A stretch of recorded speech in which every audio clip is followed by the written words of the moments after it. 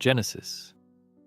Welcome to the book of Genesis, the first book of the Bible and the beginning of everything. It's a story not just of creation, but of promises, failures, hope, and redemption, a story that shapes humanity's trajectory.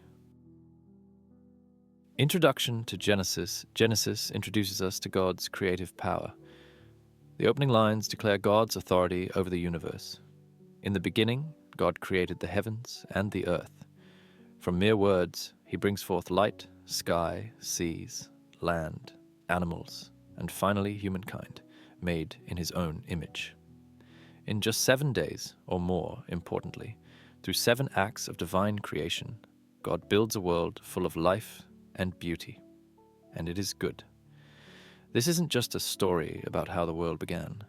It's about purpose and intention. Why was the world created? For God to dwell with humanity, for harmony between creator and creation. Yet that harmony is fragile. The fall of man soon. After Eden's perfection is established, a choice emerges. In the garden, God places the tree of the knowledge of good and evil. Humanity, represented by Adam and Eve, faces a decision: remain in God's wisdom or choose autonomy and define good and evil themselves. This crucial decision ushers in the Bible's first conflict. Tempted by the serpent, Adam and Eve eat the forbidden fruit, and sin enters the world, severing their perfect relationship with God. It's not just about a piece of fruit. It represents humanity's desire to live apart from God's design. The price is devastating: pain, suffering, and death. They're exiled from Eden, a perfect space of God's presence, and now live in a broken world, from fall to flood. But the story doesn't end there. Genesis is not merely a tale of the fall. It's also one of hope and restoration. God's heart is always toward redemption. As generations unfold, sin continues to spread, fracturing relationships and the earth itself. Cain kills his brother Abel in jealousy. Violence fills the earth. So God sends a flood to cleanse the world of wickedness. Yet, even then, God saves a remnant, Noah and his family, through an ark. The flood subsides, and humanity is given a second chance to fill the earth and follow God's ways. But humanity soon builds the Tower of Babel, seeking to claim glory for themselves instead of God. Humanity strays from God's design, so God scatters the people, confusing their language and pushing them into the wider world. The call of Abraham. Yet, despite humanity's continual rebellion, God's plan for redemption isn't thwarted. At the center of Genesis lies a pivotal promise. Out of the scattered nations, God chooses Abraham.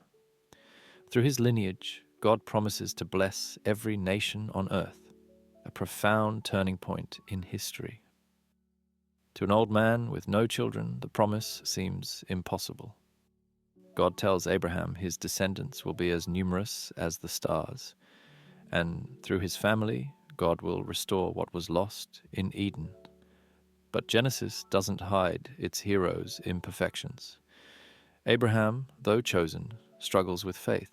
He makes mistakes, he strays, yet God's covenant remains. Isaac, the son of promise, is finally born to Abraham and Sarah against all odds. The story of Jacob and Joseph. The family story continues. After Isaac comes Jacob, a man of deceit, but ultimately transformed through wrestling with God. Jacob, renamed Israel, becomes the father of 12 sons, the leaders of Israel's 12 tribes. Among them is Joseph. Joseph's story is one of betrayal and redemption. Sold into slavery by his brothers, he rises to prominence in Egypt and, through surprising events, saves his family from famine. Joseph's journey shows that even human brokenness can be woven into God's plan for salvation. Genesis, the meaning beyond the events. As Genesis closes, we see a broader picture. What began with Eden's perfection ends with a family, God's chosen people, settling in Egypt, waiting for the next chapter. But Genesis is more than a history of first events. It's foundational, helping us understand why the world is as it is, why there is brokenness, why humanity yearns for something greater, and why God responds with grace despite our rebellion. The book shows the Creator doesn't abandon His creation. There are always new beginnings. Genesis sets the stage for the rest of the Bible. It's about beginnings, a world created and fallen, but also about hope. It previews God's plan to bring His people back, to heal the brokenness, and to establish His kingdom of justice and peace on earth. So when you read Genesis, you're not just reading about the past. You're entering a story we're all still part of, a story of creation, fall, and redemption. The story is unfinished, the promises are still unfolding, and as we journey forward in the Bible, we'll see those promises take shape, step by step. Thanks for watching. This is the Bible, book by book.